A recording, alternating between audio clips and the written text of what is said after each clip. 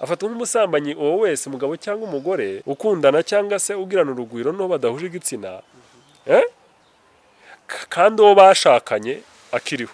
Kabone n'ubwo abantu baba barashakanye bagashyingiranwa ariko igihe kikagira bakanatandukana byemewe n'amategeko. Baravuze ngo biroroshye ariko ntabwo biri bworohe kuko kimwe mu bintu bihangayikishije isi yego ni ubutane.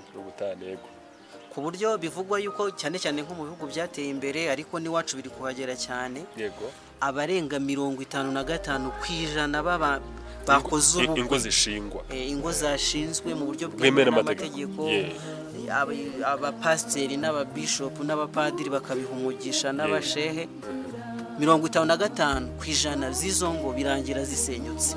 Yego, kuvuga rero ko abo bantu bazakomeza kuba muri ya mibereho isanzwe nta burenganzira baba bafite bwo kujya gushaka undi bakwisungana nabo, uburyo bashobora no kongera gushyingirwa n'amategeko arabyemera. gushyingiranwa nabo ubanza ahubwo ibyo bintu ari byo bikomeye cyane namba na bya bindi. Niba gushyingiranwa kwabo kwaremewe n'ijuru ntibakwiriye gutandukana, ntibashobora no gutandukana kuko gutandukana kwabo bibabazanira urupfu. Nubwo twaba tubabona bagenda ubu ngubu ku isi birakomeye. Ucamanza mukuru niwe Yesu kuburanira inshingane none kuko ntabwo uzatanga ruswa oya ingoma y'Imana n'ukuri. Nshuti mukundwa, twongeye guhura kuri murongo w'umucyo w'isabato. Nongeye kukuramutsa mu izina ry'umwami wacu Yesu Kristo. Ubuntu n'amahoro bitangwa nawe bibane nawe. Nandi mahirwe tugize atangaje kongera kwibona turi bazima mu gihe kirekire tumaze ku isi bitewe n'uri kureba iki kiganiro. Imana yakomeje kuturinda kandi njya nkunda rya somo si ubwa mbere ndivugiye hano, ahubwo njya ndizirikana cyane isomo dusanga mu rwandiko Pawulo yandikiye Tito avuga ati cyatumye usigara ikirete no kugira ngo utunganye ibyasigaye bidatunganye. Ahari n'ibyo mu mibereho yanjye cyangwa se n'iby'umurimo wa data ashaka ko nkora kugira ngo twamamaze ubwami bwe. Ni amahirwe akomeye kuko turiho, yaba njyewe yaba muvandimwe tuzanye kuri iyi kamera, nawe uduteze amatwi, Uwiteka ahabwe icyubahiro. Nkuko bisanzwe rero tujya tugira ibiganiro byiza, ibiganiro bidushishikariza kuba mu ijambo, kandi turi kuganira ku mategeko y'Imana. Turi ku musozi Sinayi, tumazeho igihe rwose. Abo twakomeje kubana mwakomeje kumva ibiganiro bitandukanye. Isura mureba nzanye nayo ntabwo nayo ari umushyitsi, twamaranye igihe kitari gitoya tuganira ku itegeko rya 7 ndetse nicyo tuje kugaruka kuganiraho mu buryo bw'umwihariko. Ahari twenda no kugera ku musozo ko twatinzeyo cyane. Rero reka nongeye kuguha ikaze mu izina rya Yesu. Gusaba kugira ngo bene data badukurikiye wongere ubasuhuze, abaje bwa mbere nabo bibwire mu magambo makeya kugira ngo dutangire ikiganiro. Urakoze muvandimwe Afriko, ndagusuhuje nawe ariko ndagusuhuje n'abadukurikiye. Imana ibahugisha. Ku badukurikiye bwa mbere cyangwa se bamenye bwa mbere, nitwa Raymond Shuraha. Nagize amahirwe yo n'Imana kumenyesha ibyayo.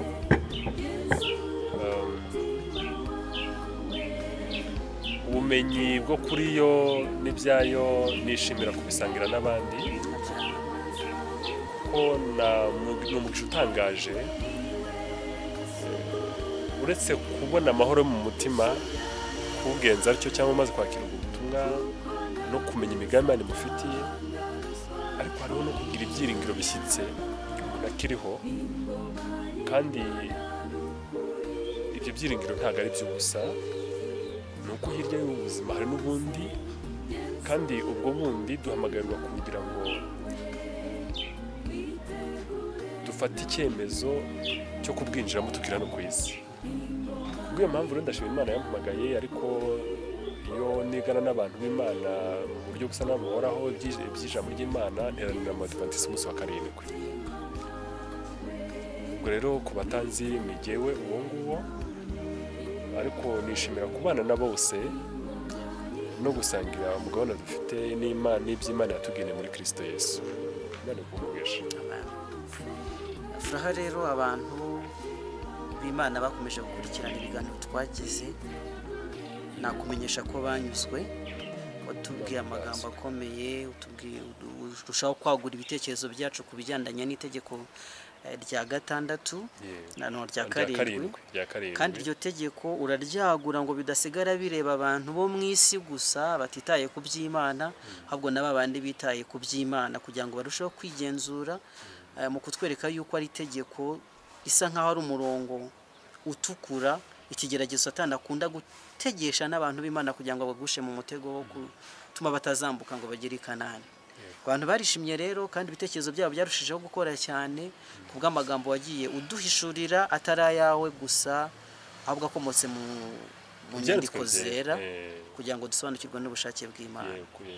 N'ubundi tugiye gusubukura icyo kiganiro twasubitse, ariko mbere yuko dutangira twinjira mu kiganiro nyirizina, nkuko ari umuco wacu kurushaho kwisometa ku Mana kugira ngo tuyoborwe nayo, n'ubundi ngiye kugusaba ubanze usenge tuze gukomeza ikiganiro. Reka hamwe n'abadukurikiye dusenga Imana. Umuremyi wacu nanone uhabwe icyubahiro. Amen. Tugushimiye cyane yuko imbaraga zose, uburyo bwose byegeranijwe kugira ngo tumenye umugambi dufiteho, tuwakire, utumenyeshe n'inshingano yacu, kugira ngo uzongere twishyire nk'umurage n'umushinga wawe wuzuye, turi abantu bawe, kandi nta mukizinga, nta n'umunkanyari, nta n'inenge. Uhabwe icyubahiro. Tumaze igihe twiga kandi tureba indorerwamo tugomba kwireberamo, niyo mategeko yawe aduhishurira icyaha cyacu, ngo tucyemere kandi ngo tukihane, tubabarirwe nawe, tube dufite ibyiringiro by'ubugingo buhoraho. Uhabwe icyubahiro. Tugiye rero gukomeza ibyigisho, kandi iri tegeko nubwo ryagutse bwose, ariko wagure n'ibitekerezo byacu kugira ngo tubashe kurisobanukirwa. Tugire neza kandi Umwuka Wera arushaho kubana natwe muri iki kiganiro, ari na kuzagenderera kandi ugenderere abadukurikiye, bigishirije kuko twe ntacyo twabasha gukora. Twese twugireho umugisha mu izina rya Yesu. Amen. Yafura rero duherukana turi gusubiza ibibazo bya mushiki wacu umwe watubajije ku byerekeranye n'amategeko y'Imana.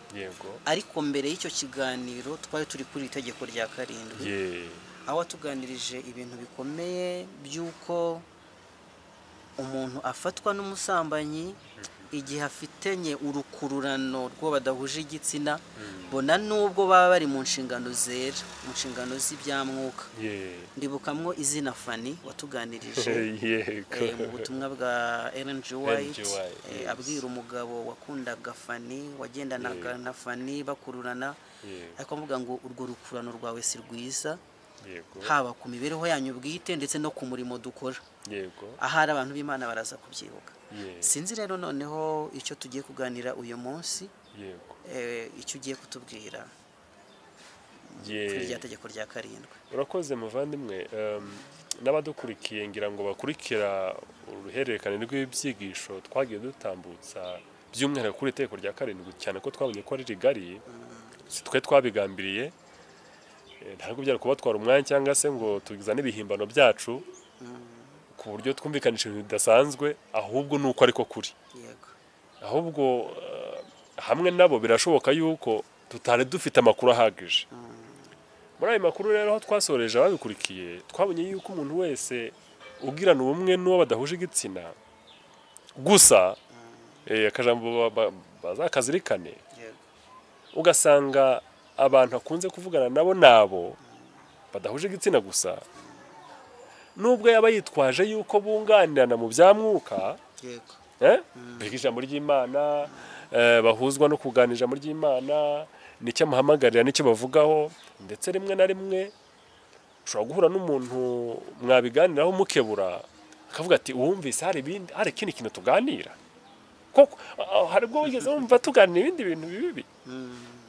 Ariko twamaze kubona ingero zihagije mu mihiro yacu, ariko noneho no mu byanditswe byera n'umwuka w'ubuhanuzi, aho Ellen White yaduhaye scenario, urugero rw'abantu yabonye nk'uko rubivuze, umukobwa Fanny n'umugabo bakorana na Ellen White, bamufasha kwandika ibitabo n'ubutumwa Imana yaramuhaye.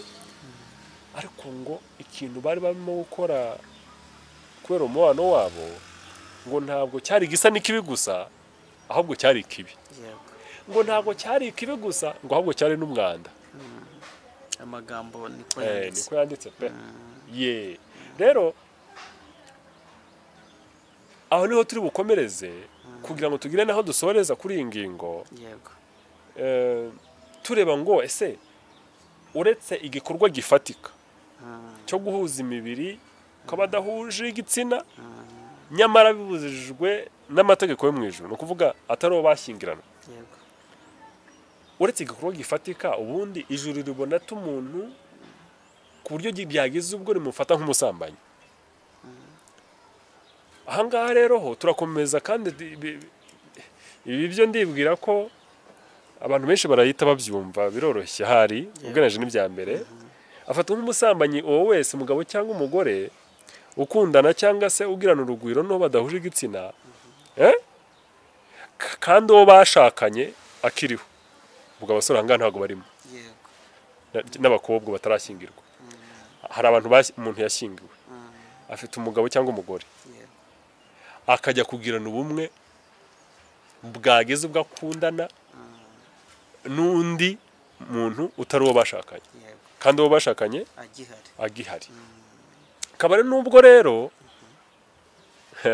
birakomeye, kabone n'ubwo abantu baba barashakanye bagashyingiranwa, ariko igihe kikagira bakanatandukana, byemewe n'amategeko.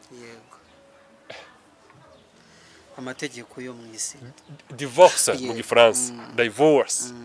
Habayeho urubanza, abantu barahemukiranye, bageze ubwo batihanganirana, bafata icyemezo bati dutandukane. Ubucamanza burabatandukanye.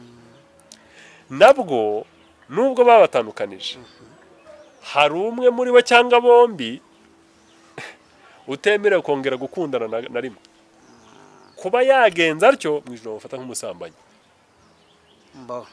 Baravuze ngo biroroshye, ariko ntabwo biri bworohe, kuko kimwe mu bintu bihangayikishije isi ni ubutane. Ku buryo bivugwa yuko cyane cyane nko mu bihugu byateye imbere, ariko n'iwacu biri kuhagera cyane, abarenga 55% bakoze ubukwe, ingo zashinzwe mu buryo bwemewe n'amategeko. Abapasiteri n'ababishopu n'abapadiri bakabiha umugisha, n'abashehe. 55% z'izo ngo birangira zisenyutse.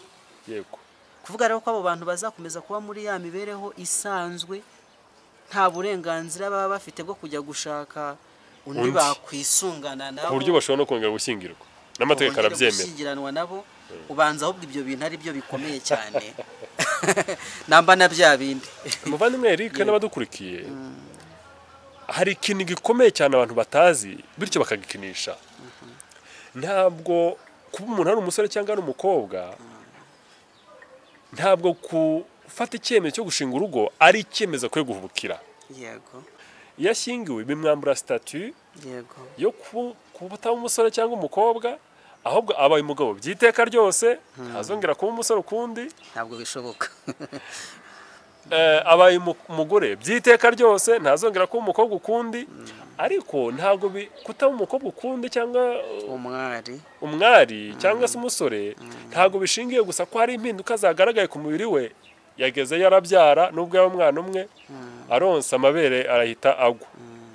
Yagezeyo ari umudamu nyine, yenda ari n'isugi, arabyaye, cyangwa ahuye n'umugabo, imyanya ye irahindutse ukurikije uko abantu bateye.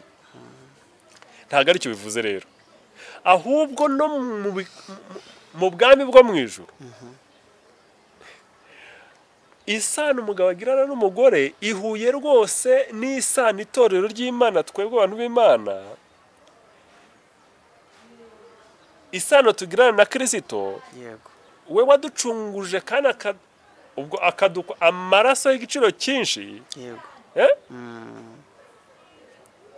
Isano tugirana na Kristo kuba kuducungura ihuye hari bihuriye n'isano umugabo agirana n'umugore mu gushyingirana. Bibiliya irabihamya. Bibiliya irabihamya. Wadufasha niba hari ibyo wibuka? Dusomye mu Befeso igice cya 2 uhereye ku murongo wa 22 ntacyo hasoma. Reka tuhasome. Abefeso igice cya 5 umurongo wa 22, bagore mugandukira abagabo banyu nkuko mugandukira umwami wacu. Umva ko harimo iyo comparison. 25, bagabo mukunda abagore banyu nkuko Kristo yakunze itorero akaryitangira, ngo ryeze amaze kuryogesha amazi n'ijambo rye, aryishyire rifite ubwiza, ridafite ikizinga cyangwa umunkanyari cyangwa ikindi kintu cyose gisa gityo. Maze wamanuka hasi ku murongo wa 32 ukashyiraho umwanzuro ngo ibyo n'ubwira bukomeye cyane. Ibyo ariko ibyo mvuga byerekeye kuri Kristo n'itorero. This is a great mystery. Yego. Nanze kuvuga secret. Ubwiru ibanga. Mystery. Aha niho hari ubwiru bukomeye cyane. Ku ngingo y'abashakanye. Ngo arakandi kajambo numvise bwanyu. Ibyo n'ubwiru bukomeye cyane, ariko ibyo mvuga byerekeye kuri Kristo n'itorero. Byerekeye kuri Kristo n'itorero. Kristo n'itorero aribo twebwe. Uburemere bwabyo nibwo ubukwe cyangwa se guhuzwa k'umusore n'umukobwa ngo babane nk'umugabo n'umugore bifite. Yego.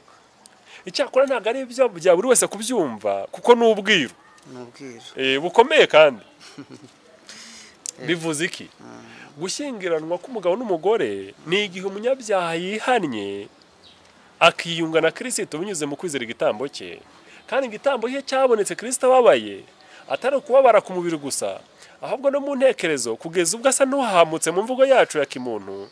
Hanyuma birarenga n'imihe y'amaraso iraturika, n'uruhure rwe ruriyasa hose, ava amaraso n'ibyuya. Niba abantu babyumva neza cyangwa bagerageza kubyumva, Kristo yapfuye urupfu rwa kabiri jewe munyabyaha furaha nagombaga gupfa. Aremera ararupfa, icyakora yongera kwisubiza ubugingo bwe kuko afite imbaraga zo kwigandurira byose. Ibyo yari yarabivuze n'ubundi muri ubutumwa bwiza bwa Yesu bwanditswe na Yohana ni ibice 10. Ariko ubundi bwe yapfuye urupfu rwa kabiri, igihano cy'icyaha cyabisha amategeko y'Imana. Bityo rero umuntu icyanga ikintu cyatandukanya Kristo n'umuntu yacunguye, icyo kintu kirakomeye mbere, kirakomeye cyane. Kandi gutandukana kwabo bizanira umunyabyaha urupfu rwa kabiri. Niko bimeze ku mugabo n'umugore rero, kuko hari ya comparison ya somo unsabye gusoma. Yego. Nkuko bimeze hano niko bigomba kumera n'ahandi. Iyo umugabo n'umugore batandukanye, koko niba guhuzwa kwabo kwaremewe n'Imana, iyo ni indi ngingo, ariko kuko ntabwo turimo kwiga iby'umubano no gushyingirana, ibyo ni byigisho kwabyo. Niba gushyingirana kwabo kwaremewe n'ijuru, ntibakwiriye gutandukana, ntibashobora no gutandukana, kuko gutandukana kwabo bibazanira urupfu. Nubwo twaba tubabona bagenda ubu ngubu ku isi. Birakomeye. Kandi ubwo ibyo tuvuga abantu babisoma no muri Ezekiyeli ni igice cya 16. Ezekiyeli 16. N'amagambo ntekereza ko atari makeya.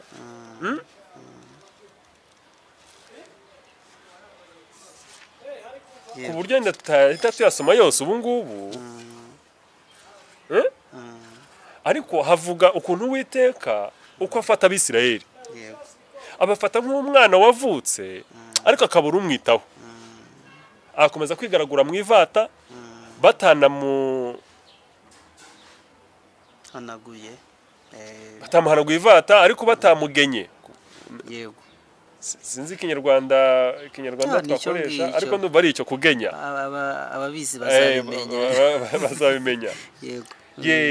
Nuko adafite n'utwana twifubika afite imbeho, nuko Uwiteka ageranya Abisirayeli nk'uwo mwana, hanyuma aravuga ati naragusanze muri iryo vata wigaragura, ndaguterura, ndaguhanagura, ndakuhagira, ndagufubika, nguha ibyo kwambara, urakura, ugira uburanga buhebuje, uba inkumi, ugira ubwiza budasanzwe.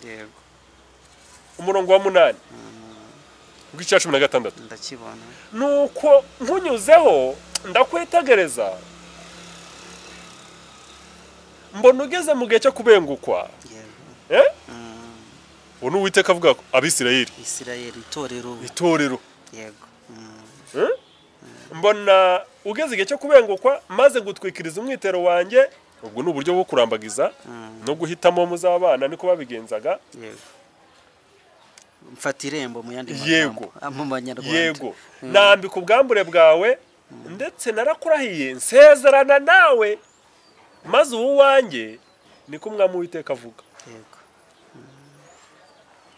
Ubwo itorero ry'Imana ni nk'umugore, umukobwa w'umwari utagira inenge, Uwiteka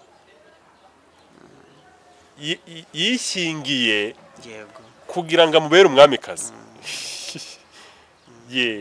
Rero ngiyi isano hagati y'umugabo n'umugore no guhuzwa kwabo, ni uguhuzwa kwera ku buryo bigereranywa n'isano itorero abantu b'Imana bagirana na Kristo n'Uwiteka kubwo kwizera igitambo cya Kristo. Ubwo n'indi migisha yose iza nyuma yaho. Ubwo imigisha tugiye kuyisoma byaba byinshi cyane. Nicyo gituma ushimangira ko ari ikintu gikwiye kwitonderwa, amahitamo. Turi ku kibazo cya divorce. Ku buryo uranyibukije kandi byiza urangaruye. Ku buryo nta kintu gishobora kubatanya nubwo yaba divorce yemera amategeko. Imbere y'Imana nta divorce ibaho. Mu mategeko y'abantu, mu kurinda umutekano w'imiryango w'abantu n'abaturanyi babo. Yego.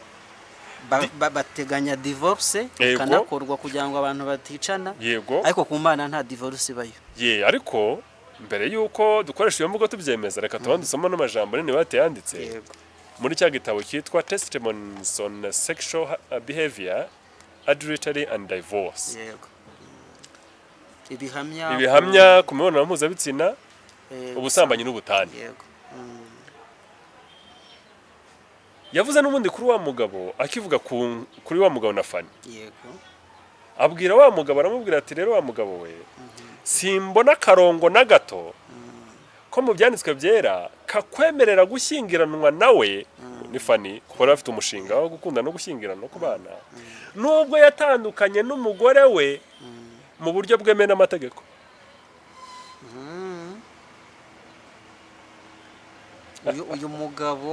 uyu mugabo ni mu byibuke yari afite umugore n'abana 2 mu Amerika. Twabivuzeho ubushize. Ariko mukuri bari baratandukanye, kandi bari muri Australia, akagira impungenge yuko Fana adafite nayo makuru. Yego. LNGY. Ariko noneho ari no kumubwira yuko no kumwibutsa ko yakoze ubutane kandi byanditswe byera, uburetse gato byemewe n'amategeko. Yego. Bora nuko tutabivuze ahandi bazabibona cyo bazabisoma. Ahandi ho baravuze bati guta kwa igatanya n'umugore wari wayisabye. Urimo urabyumva mbere? Yego. Bivuze ko we yanayisaba nabyo byabiri kuba ari ibindi mu umugore ni we wayisabiye kandi barayibaha. Yego. Mukuru gezaho wakumva kuri umugabo nta mahitamo ari inzira karengane hubwo umuntu twarabaye. Yenda habona biramurambiye asaba divorce barayimuha. None ni gute wambuza ngiye gukundana no dushaka ngo tubane? Ariko ntago ari byo. Ni hohoterwa ariko. Niko abantu bamwe bacira kubyumva.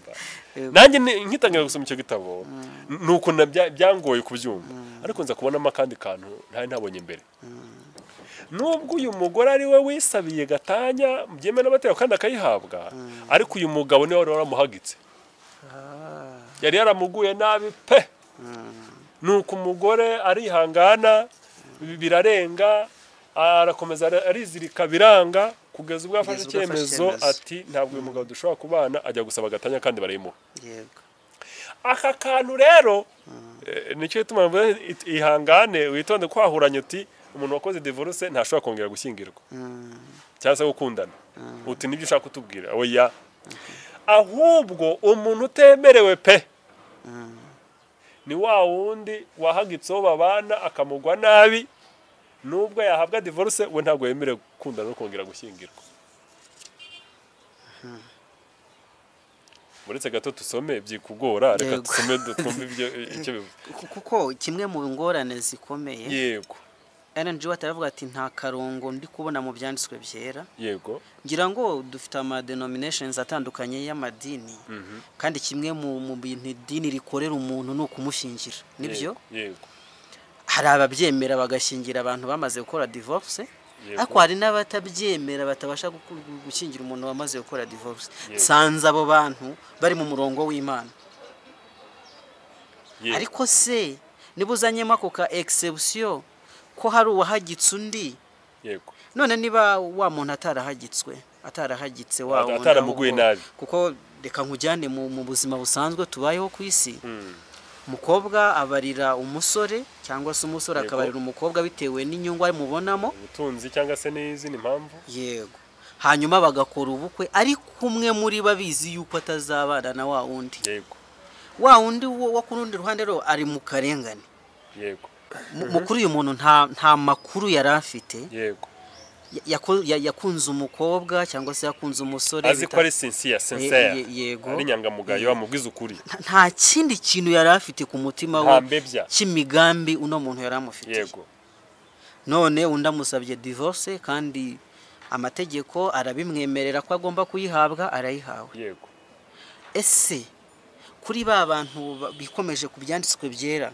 yego yuko ikimana ifatanije ntawe kwiye kugitandukanya niko ijambo ry'Imana rivuga ngira ngo nawo umurongo iki ngiki uri kutubwira kirimo yego barabwirwa n'iki umuntu wahagitse niryo jambo wakoresheje n'utarahagitse kureba bose bahari kugira ngo he kubaho akarengane yego ubwa mbere Eric ndagira nk'andi makuru yuko amategeko cyane cyane y'u Rwanda anateganya ko umuntu washyingiwe mu rwego rw'amategeko ndatekereza ni ku murenge yego ubu ngubu niho bikorerwa kwa etat civile ngira ngo hanyuma akagenda akicarira akibera iyo yego ntibakore ubukwe kuvuga mariage celebration byo twita twebwe ubukwe akamara amezi 12 yego bibicariye aho batarakoze ubukwe itegeko ryemerera umwe muri bo yuko afite uburenganzira kugenda gatatu yaka divorce yego kubera ko uwo bashyingirana mu mategeko ntabwo ashaka yuko bagera ku byishimo byabo bya nyuma ngo bashyingirwe bakora ubukwe none se aho divorce ubwo ninde waba uhagitse undi uguye nabundi hashobora kuboneka impamvu nyinshi zatumye batabana cyangwa harimo ahubwo wundi ufite iyo mitekerereze yo kubarira undi ntabwo ashaka kubana nawe ntashaka ko nazanamwegera ngo bahuze umubiri kubw'iyo mpamvu ndamubariye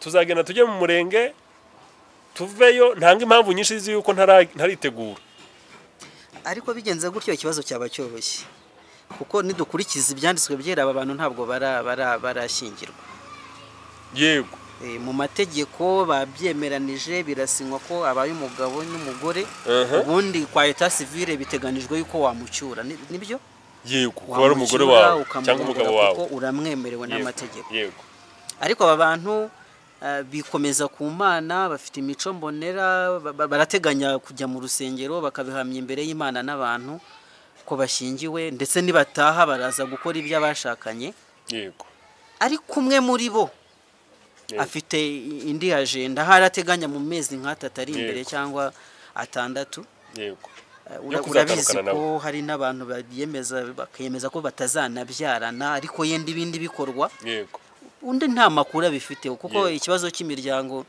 ejo bundi nahoze mbibona mu nteko ishinga amategeko bishyushye nabo ntabwo bari kubyumva neza kuko biri kuba ibintu biteye ubwoba kuko erega nabo bari muri ya sosiyete nabo bahura n'ibyo bibazo ntago ari abandi bantu bari kubona bibaye bya bindi batarabikora batarahuza imibiri ntabwo byaba byagabaye gukingiranwa nkurikije ibyanditswe byiza none niba byarabaye nabyo buriya rero abandukurikiye babizirikane ubanza kakwisobyeho gato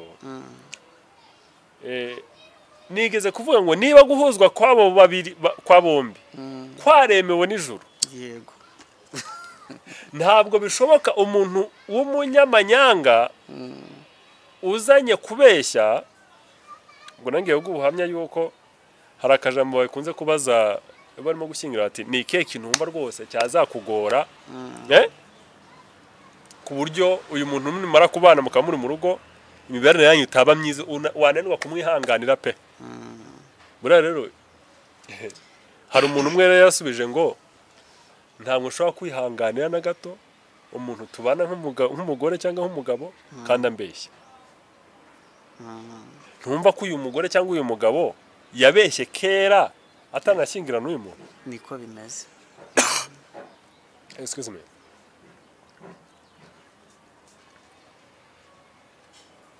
ntabwo bishoboka ko ijuru ryakubakira urugo hejuru y'ikinyoma nubwo atari byo turimo kwiga nagira mbwira abantu benshi bagenzure cyane cyane bashyingiwe bafata umwanya wo kubitekerezaho nubwo kataba kanini bibaza batari ko uru rugo narashinze rwemewe n'ijuru ibyo rero turimo kuvuga twebwe ku rugo umugabo guhuzwa kwa bombi kwabayeho ijuru rikabyemera ko binyuze mu nzira zikwiye tukabona urugo ruri hariya ari ijuru rito nk'uko dukunda kubivuga iwacu mu Adventiste umunsi wa karindwi abo rero nibo badashobora gutandukana kandi iyo umwe agoye undi akamuhagika kugeza ubwundi umutima we usandara uyu muntu ugoye mugenzi we akamugwa nabi uyu ntabwo yemerewe kongera gukundana no gushyingirwa wa undi waguwe nabi se we ntitwavuze tutireka tureke ibyigisho byo gushyingirwa n'umubano kuko niho twatubwiye oya ntabwo turi buharenga wa undi waguwe nabi utabigizemo uruhare yego kuko urumva bavuye mu byizerwa twamaze kubona yuko turi muri scope y'abantu b'Imana basenga ndanabyibutse ko akomeje kutwereka ingero z'abantu baba mu matsinda yo gusenga n'ibindi yego none umwavuye mu byizerwa yego bimugejeje kuguhemukira mugenzi we yego baratandukanye yego uwo muntu ntabwo yemerewe kongera gushyingirwa uwahemukiye mugenzi we wahemukiye yego none wahemukiwe rwose yemerewe gushyingirwa ntabwo turi bujye kure urugero hari muri Bibiliya yego ni inkuru ya Abigayeli n'umugabo we Nabali yego nubwo Nabali yabanje no gupfa ariko ntabwo bari babanye neza kugeza ubwo Abigayeli yasanze Dawidi aramubwira ati cubya uburakari witugirira nabi kubw'uyu mugabo wanjye nawe urimo urabyumva neza ko ahuye n'izina rye niko ari ubwo Nabali nicyo byavugaga urakoze yego uzanyemo akantu uti nubwo yari yarapfuye urumva ko ntabwo bimacinga neza anyway ndashaka kuvuga ko iyo umuntu umwe yagiriwe nabi n'iby'ukuri twabivuze ni isano ikomeye cyane aba ifite ku buryo igereranywa n'isano Kristo agira n'itorero ndetse bishobora kurangira koko atongeye no gushyingirwa agomba kubyihanganira kubera yuko mu kurambagiza yari akwiriye kugenzura neza niba isano ye n'uyu muntu abagiye gufatanywa ahari itazagira ikirose icyakora koko umuntu ashobora kwihisha ntumenye ibimurimo ariko ni ingorane reka twikomereze twumve icyo biri bivuga. ngira ngo abaduteze amatwi nabo bashobora kuba harimo abasomyi Yego. ibyanditswe byera badufashe kumva iki kintu kuko iki kintu kirakomeye. Yego. Njyewe nzi ingero nyinshi, hari ibyo impamvu mbitinzeho, hari urugero mise numva rw'umuntu wagize ibyo byago, agira urushako rutari rwiza kandi umugore amuguye nabi, yifuza kongera gushyingirwa. Yego. Itorero ntabwo ryabyemeye ko igomba gushyingirwa, kandi barambuye ibyanditswe byera, barambura indongozi n'umwuka w'abantu ziri kudusomera, ntabwo byemewe. Ariko bigashoboka ko uwo muntu yaba agenza gute arengana. Eric, reka nguce mu ijambo. Burya turi abantu, ntabwo turi mu mitima. Nicyo kibazo gihari. Imana yo mu ijuru ubwayo izi ibirenze ibyo abantu babona. Nta muntu wari ukwiye kuba yemerera gushyingira umuntu watandukanye n'undi cyangwa kutamwemerera adafite hashingiye mu byanditswe byera. Niba atafite nabireke, nabyihorere gutyo, ariko ye kwihandagaza ngo afate icyemezo, ahubwo ugasanga agiye guhohotera undi muntu kandi mukuru yenda ari umwere. Ikindi ingorane dufite ni uko twebwe twemera ko ingo nyinshi tubona abantu bashyingirwa ahari zeme n'ijuru, ntabwo ari byo. Abanyarwanda barayamaze baravuga bati akaburiye mu isiza ikabonekera mu isakara. Ndakubwiza ukuri muvandimwe Eric, n'abadukurikiye bazatubwira, ntabwo umubano mubi w'abashakanye ntabwo uboneka nyuma y'uko bashakana. Huya da, ibintu biba byarazambye mbere bakirambagiza, bakagenda bapfundikira, ahubwo umwe muri bo akagenda arenzaho yirengagiza ngo ahari bizahinduka. Ndetse rwose bamwe barabibwiwe, ndazi inkuru z'abantu aho bitarimeze neza hagati y'umuhungu n'umukobwa, umuhungu ajya kubivamo, biba ngombwa yuko nibwo ni muramu we yintervening, umusaza w'umukobwa araza inginga umusore, aramubwira ati nukuri ihangane bivamo, ati nubwo ubona mushikanye ameze kuriya ariko bijye bibaho ku bakobwa batarashyingirwa, ntabwo babizeye ko ibintu bizagenda neza. Ati nyine urazi ko bagendera kuri rya hamwe ngo bagarira yose kuko utazirizera n'irizarumba. Ati reka akajagari umubonana bibaho gutuza, nimumara kubana mumaze yewe ananarenga mubwira ni sinzi niba atararenze urugero, ati mukamara kwinjirana mu buriri bumwe nukurira mibereho uriya mukobwa azayireka. Muvandimwe Eric, ndagira mubwire ko uyu muhungu umusaza w'uyu mukobwa yabeshyaga umukwe wabo, akaburiye mu isiza ntabwo mu isakara ariho kabonekera. Buriya ibintu biba byarapfuye kera, ariko twebwe turebera inyuma y'abashakanye, urugo z'abashakanye zazambye, twe tubona ari bishyashya, ariko biba byaratangiye kera ahubwo babyirengagiza. Kandi nani njye White, wewe uri umudiventisi umunsi wa karindwi n'abadukurikiye mwenda nibo. Yego. Hari igitabo cyitwa inama zigirwa itorero cya mbere, volume ya mbere mu Kinyarwanda. Twagiye duhabwa inama, kandi muri izo nama NGO hari aho yageze aravuga ati wa musore we urambagiza cyangwa umukobwa urambagiza, akantu ubona ko ari gato katagenda neza ubonye kuri mugenzi wa mugi murambagiza ukakirengagiza, nimumara gushyingirana kazahinduka umusozi muremure kandi urumbaraye udashobora kuzamuka ngo uheze. Ubwo bivuze iki? Iyo umuntu amaze kugera mu rugo nibwo birushaho yumva afite uburenganzira bwose kuko nta nikizamuvanaho. Yumva yaramaze kugerayo nta cyakwinginga, umva nta kintu akikwingingaho. Yego. Aho wavugaga mwashwanya agaca bugufi, ntabwo mu rugo azaca bugufi, azakubwiza nawe na rimwe, dore gihe wampagikiye wanguye n'ubundi nabi na mbere. Urugo n'urwanjye. Hari n'umugabo n'umugore nzi bashwanye, nuko umugabo ararakara abwira umugore ati niba bikunaniye uzave mu rugo ugenda. Umugore aramusubiza ati jewe atakubwira ngo nzaruvemo n'uwo uzaruvamo. Ko bimeze ariko cyane cyane aho turi mu isi ya feminism, yes aho umugore afite agaciro ariko karenze yego abagabo baraho muri rusange yego ntabwo ingo nyinshi zimwe ntabwo zemewe n'ijuru ntabwo ijuru rizizi tubona amadini bashyingira ariko Imana itabikoze itabigizemo uruhare ijuru ritabigizemo uruhare yego ariko noneho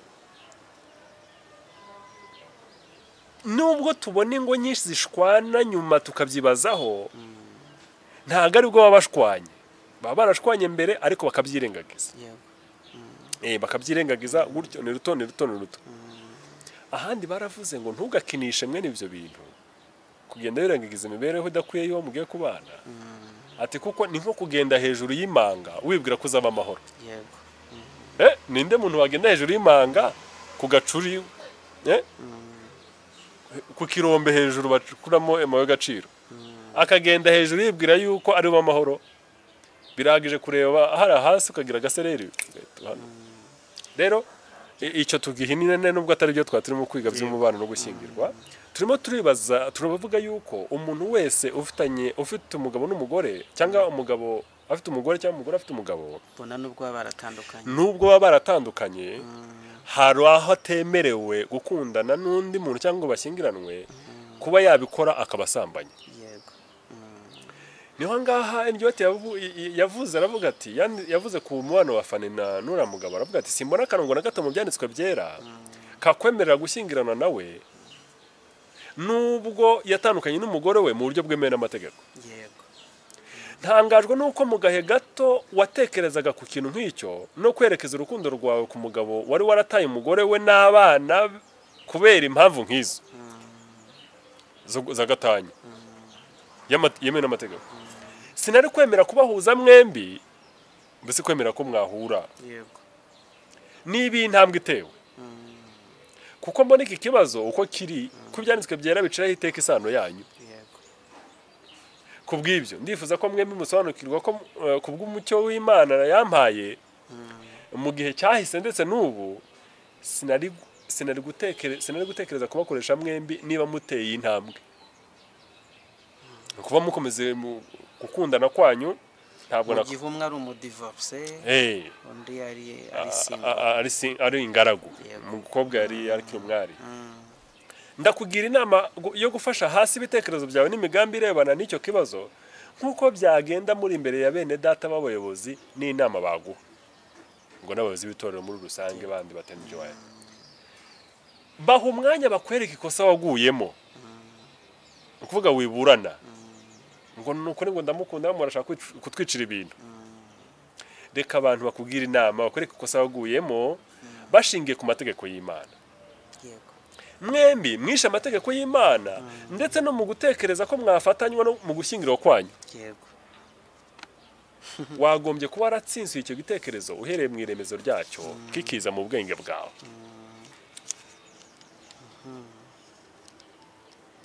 muri icyo gitabo ni paje y'ijana na cumi n'umunani kugeza ku paje y'ijana na makumyabiri ariko cy'icyongereza ngira ngo abantu b'Imana ntekereje amagambo Kristo yabwirije ku musozi w'umugisha nicyo cyigisho gihebuje ibindi nicyo kibwizwa gihebuje ibindi kiboneka mu byanditswe byera yego nkuko kiri muri Matayo igice guhera ku gice cya 5 kugeza ku gice cya 7 yego mu gice cya 5 rero uhereye ku murongo wa 31 ndetse no wa 32 ni 20 gusa Yesu yatanze itegeko yego ndavuga ati kandi byaravuzwe ngo uzasenda umugore we amuha urwandiko rwo kumusenda yego ariko jyewe ndababwira yuko umuntu wese usenda umugore we atamuhora gusambana abamuteye gusambana kandi uzacyura uwasenzwe azabasambanya ngira ngo nicyo ngicyo ibyanditswe byabiri kutubwira uzacyura umudivorce n'umusambanyi cyakora no umudivorce nawe ubwo ari mu gikorwa cyo gusambana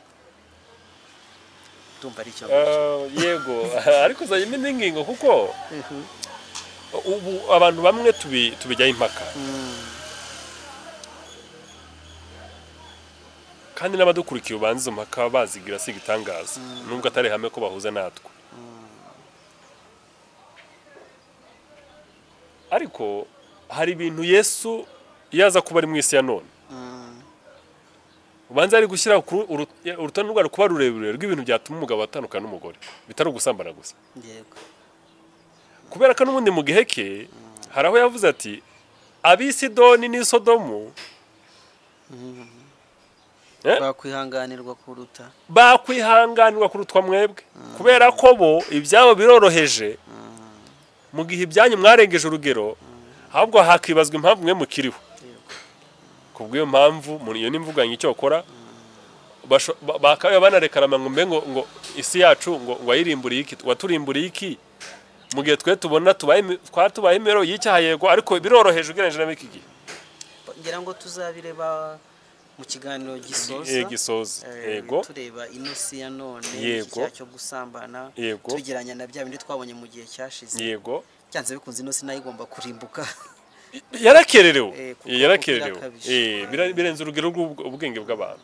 Rero n'ubu ngubu Yesu Kristo aje avuga ati no abagabo n'abagore ibintu mugirirana uzi yuko mu mpamvu zikwiye kubatandukanya nashyizeho imwe gusa n'izi ni ngombwa mukwiye gutandukana. Ntabwo umugabo n'umugore bashyingiranwe bemewe n'ijuru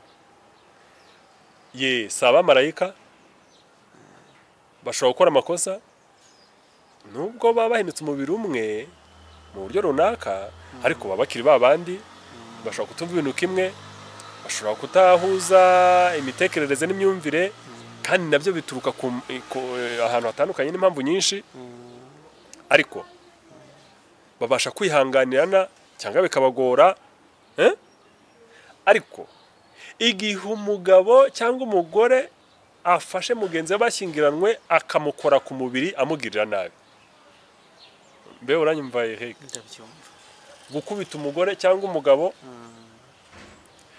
kuba mugirira nabi yindi dufite abantu bagira imigambi yo kwica abo bashyingiranwe imigambi gusa se kwa bakabica ariko ngo ndimo kwivugira bigaragara bikiri mu migambi bikavumburwa mbere umuntu akaba yateguye uburozi se ashobora gutegura bazakwica ku mpande zombi kandi umugore ashobora kubigira nk'uko umugabo yabigira. Iyo migambi igaragaye ko umuntu koko yamaramaje kukwica cyangwa kugira nabi cyangwa kugufungisha uwo muntu ntabwo ari umugabo wawe nta nubwo ari umugore wawe mukwiye gutandukana nta mpamvu yo komeza kubana kuko si umugabo wawe ntabwo umugabo agirira nawe umugore we nk'abagabo mu byumbe ntabwo umugabo akubita umugore ntabwo byakunda. Rya somo Abefesi igice cya 5 guhera ku murongo wa 22 gukomeza haba bivuze ngo ukunze umugore we yego aba yikunda urakubita umugore mama w'umwana wawe nose arongera kumwonsa nta nubwo byumvikana. Jewe nakunze kubwira abantu nkabaza turi kubiganiraho nkabaza ariko ni gute ngiye furaha mbaye mfite umugore tugashwana ni gute nafata ikiganza cyanjye ubwo bari byo twongeragaho ntibanza ari na kanini ugereranije n'abantu bamwe hanyuma nkiva mu rushyi n'imbaraga zanjye nkubita uwo mugore yabaho reka tuvuge ko abayehura arokotse ubwo uwo mugore twasubira mu gitanda tukongera tukaryama nkamukoraho tukazabyara n'abandi bana nkoresheje cya kiganza namukubitishije akaba aricyo mukozaho nkabwira abantu ntabwo byakunda byashyitse nkageragezwa kandi nkaneshwa nkaba nakubita umugore wanjye ubwo guhera icyo gihe nakira umugore wanjye ntabwo twakongera kurarana ntabwo byakunda kuko nta mugabo ugirira nawe umugore we nta mugore ugirira nawe umugabo we ntabwo aba akiri uwe nta muntu wigirira nabi. Igihe rero byabayeho jyewe niko mbyemera ntawe nabisoma ariko igihe umugabo n'umugore rukira urugingo rwawe ntabwo rukira urugingo rwawe kubisa ukagira nabi urugingo rwawe ugomba kurwitaho ukarukuyakuya ukarugirira neza ukarugirira impuhwe ndetse iyo ufite ibibazo nirwo rwitabwaho kurushaho rero icyo cyo nibwira ko zaba impaka ku ruhande ariko impamvu zatuma abantu batandukana zinarenze gusambanya kuko mu gice mu rwandiko rwa mbere rw'abikoreye into ni ibice 7 tuzabona indi mpamvu yatuma abantu batandukana ariko ushatse wanahasoma kugira ngo tuhavire rimwe urwandiko rwa mbere rw'abikoreye into ni ibice birindwi umurongo wa 14 kuko umugabo utizera yezwa kubw'umugore we kandi umugore utizera yezwa kubwa mwene data uwo iyo bitamera bityo abana banyu baba bahumanye ariko none dore nabera 15 icyakora wa wundi utizera niba ashaka gutana atane mwene data w'umugabo cyangwa w'umugore ntaba agihambiriwe iyo bimeze bityo kuko Imana yaduhamagariye amahoro ariko wumvise Uwiteka aduhamagariye amahoro igihe hagati y'umugabo n'umugore habuze amahoro ntago ari umugambi Imana ko abantu bakomeza kubana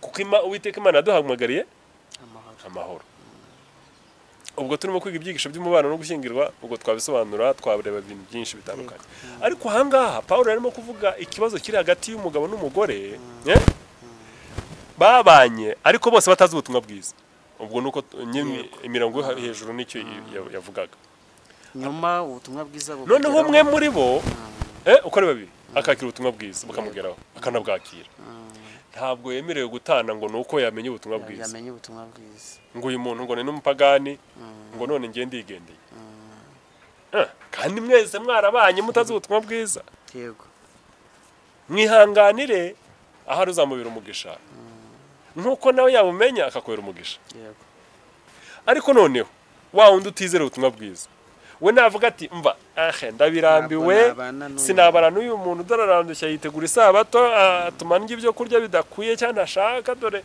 ntabwo nabaho nta kayoga sibyo mbese akavuga ati ntabwo nshobora kubana n'uyu muntu kubw'iyo mpamvu ngiye gutandukana nawe uyu utizera we baramwemereye ngo nata arabyemereye kandi ubwo akimara gutandukana nawe uhambuwe urabohowe rwose ya mategeko y'abashakanye kubera ko Uwiteka Imana yaduhamagariye amahoro iyi ngingo y'amahoro irakomeye cyane mbere igihe umugabo n'umugore batabanye amahoro kandi cyangwa bagize ibakimbiranya ntibicare bo ubwabo ngo babikemure ntabwo uru rugo Imana irubara kuko Uwiteka Imana yaduhamagariye amahoro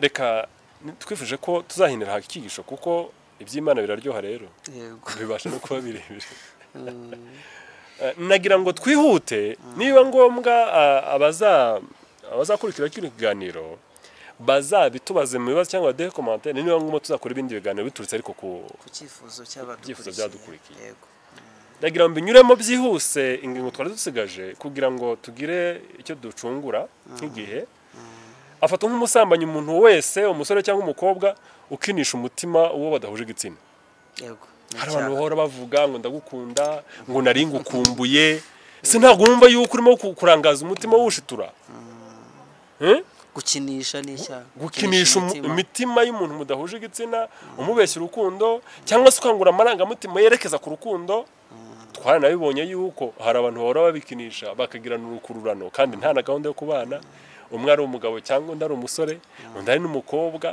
ese mukuri ayo majambo yo gukangura umutima we no kumuhabura utuma aratekereza ukundi urabishakira iki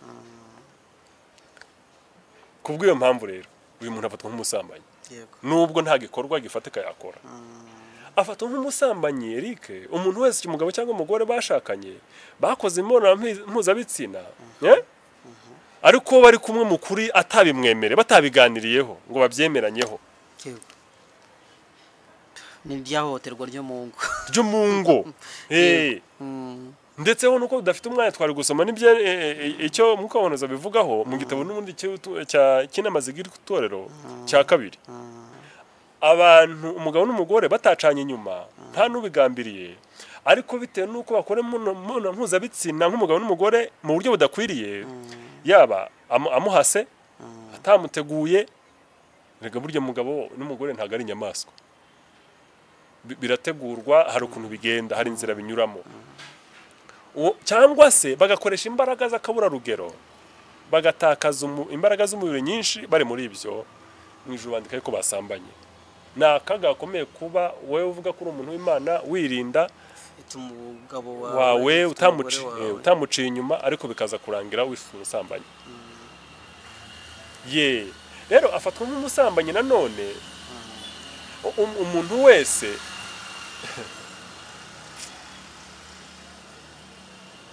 mbese Eric uzi kwisanzura nako benda kurushinga yuko nabyo ari ikibazo gikomeye. Umugabo umusore n'umukobwa bakaba baremeranije yego twese tubizi rwose nta kibazo, aho ugasanga na mbere yuko babana bariho imibereho y'ubusambanyi binyuze gusa kuvugana, mu gukoranaho, mu kugendana, mu gukangura amarangamutima ye, kandi nta kintu ari mumufashe mu gihe yamaze gukangura umubiri we. Uyu nawe afatwa nk'umusambanyi. Afatwa nk'umusambanyi wowe wese wishimira kuryamana cyangwa kuryama hamwe n'uwo badahuje igitsina mu gihe batashyingirana. Ubwo bigiye guhura na bya bindi by'umusore cyangwa n'umukobwa bavindimwe ariko ugasanga akunze kwigaragura ku buriri bwe kandi bakuze cyangwa mu cyumba cye. Afatwa nk'umusambanyi kuko nyine bizamura amarangamutima ye. Afatwa nk'umusambanyi nanone ukora kuri uwo badahuje igitsina. Urumva nyine ni igikorwa cyo gusambana, cyo gusambana n'ubwo igikorwa nyirizina kitabaye cyo guhuza ibitsina. Harabura guhuza ibitsina ariko gusambana byabaye. Kuko Kristo agaragaza ko bihera mu bitekerezo cyangwa aho twarahaye. Aho ngaho ndumva twarabivuzeho. Ubwo ntitwavuga gukorakoranaho, gusomana, warubizi imbere. Nubwo bamwe bishobora kuba impaka bishingiye kuri Bibiliya ngo n'abakera barasomanaga, ariko mu kuri ntabwo gusomana tubona ubu ngubu mu muhanda no mu maguriro nayo ntabwo ari byo bivugwa muri Bibiliya. Ibivugwa muri Bibiliya ni nk'uko n'ubundi niko biri byitwa kwera. Mu kuri rero ntabwo ari babyita gute, ntabwo ari tire langue, ntabwo ari gusomana ku munwa, ahubwo ni nk'uko abantu bahoberana bagahuza imisaya, niko kuvugwa muri Bibiliya. Ariko gusomana tujya tubona mu muhanda n'ahandi nk'uko nabivuze, uko mu ijuru bafata nk'aho n'umuntu yasambanye. Ariko keretse ko umunyabyaha yijijisha, ariko gusomana kuri hagati y'urukundo umubyeyi akunda umwana we no gusomana kw'abadahuje igitsina kujyana ku marangamutima y'uko badahuje igitsina ni ibintu bibiri bitandukanye. Reka dusoze. Ibindi yenda bizagenda bigaruka mu bibazo abantu bazagenda babaza, cyangwa se tuzabona n'ubundi buryo n'Imana ibishimye. Ariko reka dusoreze ahangaha. Hari byinshi twakabaye tuvuga kandi abantu bazadufashe bazajya baduha uko babyumva, yewe ntibashobora no kuguhamagara. Nabwo ndibwira ko bitabujijwe kugira ngo tubashe kunganana, dukomeze twongerane imbaraga, dukomezanye muri uru rugendo. Imana bagire neza mu izina ryayo. Ndagushimiye, amasura yacu ndabona yamaze kwira. Reka nongere mbwira abantu b'Imana yuko dukeneye n'ibikoresho kugira ngo badutere inkunga, twe kuzaturoserwa n'igihe no kwirukanka ku bw'ikirere. Ariko ndagushima cyane, gushimira uko wakomeje kutwungura ubwenge bukomoka mu ijambo ry'Imana. Ndagusaba yuko twazongera gukorana ikiganiro byibuze kimwe ngo turebe mu isi ya none. Twatinze ku muntu w'Imana igihe yatandukiriye cyangwa se atirinze agakora ibisa nk'icyaha, kuko ijuru ryatubwiye ko tugwe kwirinda ikibi n'igisa n'ikibi cyose.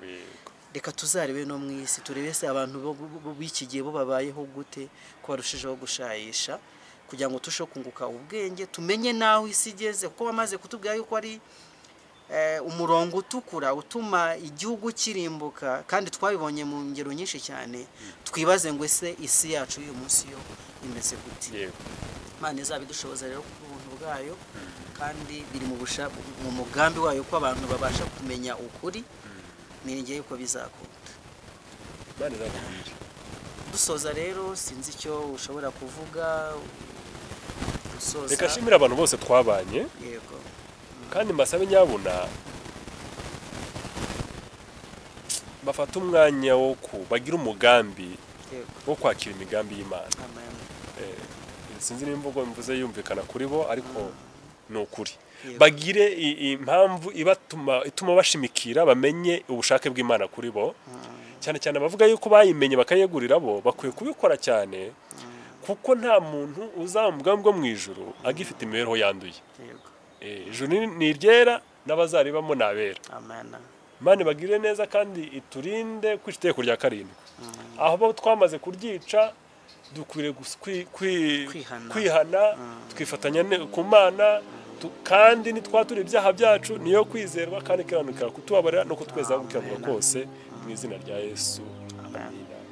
Reka mbasabe n'ubundi uko twatangiye dusenga dusoze n'isengesho. Reka dusenga Imana. Yego. Imana idukunda uhabwa icyubahiro. Amen. Ntabwo ushaka ko umuntu waremye apfa, ahubwo ijuru ryose ryaritanze kugira ngo uwo muntu abeho, nubwo icyaha cyamuzaniye urupfu ariko yongere kuzurwa binyuze muri Kristo Yesu, abona ubugingo bwuzuye kandi busendereye uhabwa icyubahiro. Turinde kwica itegeko rya karindwi kandi aho twaryishe turihanye turagusanze kugira ngo tubabarire. Udutira dusobanurira kuri buri ntambwe kandi duhishurira ibyaha byatwishe kugira ngo tutagucumuraho. Tugire neza uyu munsi n'igihe tuzatukira hano ku isi, tuye gutunganya ubugingo bwacu, tuye gukorana nawe no kugira imbaraga yo kwitegeka no gufata imyanzuro ihamye ya kigabo yo kwitandukanya n'ibibi byose byatuma twica itegeko rya karindwi. Tubisabye Data mu izina rya Yesu. Amen. Amina. Amen. Amin. ubuzima buzaba bugeze ku iherezo,